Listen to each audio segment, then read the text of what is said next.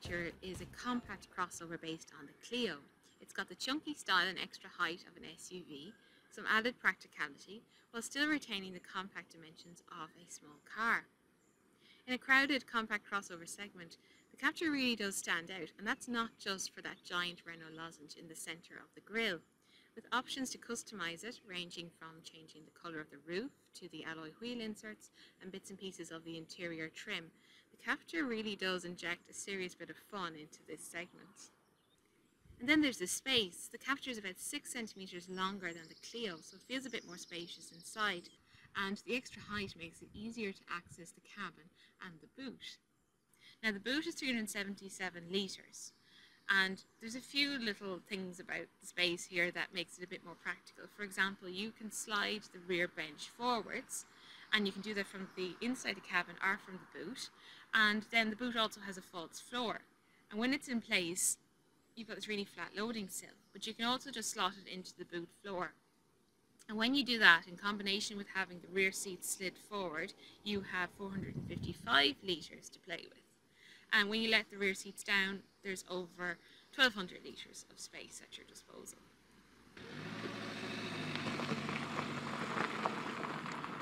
You can get the Captur with a small 0.9 litre turbocharged petrol unit or a 1.5 litre diesel, and both produce 90 brake horsepower. And this one has the diesel engine, and to be honest, it's a real high point for the car because it's very refined, it's very quiet and unobtrusive around town. You'd almost forget you're driving a diesel. Now, it's not the punchiest of diesels. I mean, you don't get a big shove of torque when you change gear, but it's still not sluggish, and of course the running costs are really good for this as well.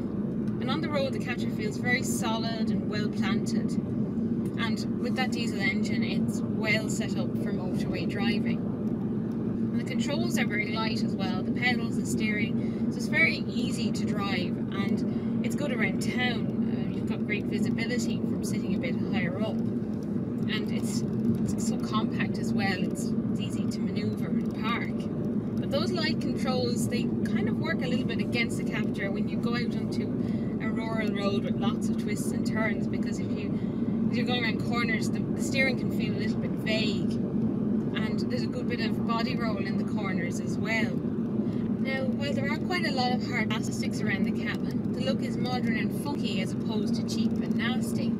The 3 trim levels for the Irish market: Life, Intense and Signature, and the standard equipment is very good. It includes alloy wheels, daytime running lights, cruise control, climate control, and also Bluetooth. Now, my car is in Signature trim, so that adds a little bit of extra kit. It's got a rear parking sensors and a rear camera. It's got part leather upholstery, there's rear privacy glass, and there's also Renault's R-Link infotainment system, and it comes with a sat-nav, and you get this touchscreen, and it looks really smart in the centre of the dash, and it's very easy to use as well. The Signature trim also adds a red touchpack, which basically is a bit of red trim around the centre console, around the vents, and a bit of chrome around the speakers in the doors. Now, the Captur is sold as 2-wheel drive only. It's front-wheel drive.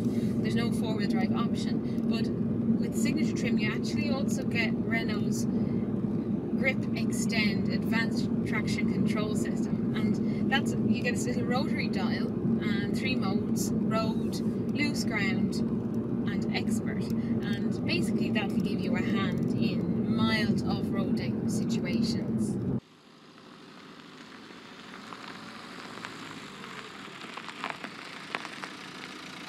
The Renault Captur appears to have been set up more for comfort than pin-sharp handling, but it is a very easy car to drive, and it's impressively refined. This is a small car, but Renault have packaged the space really well.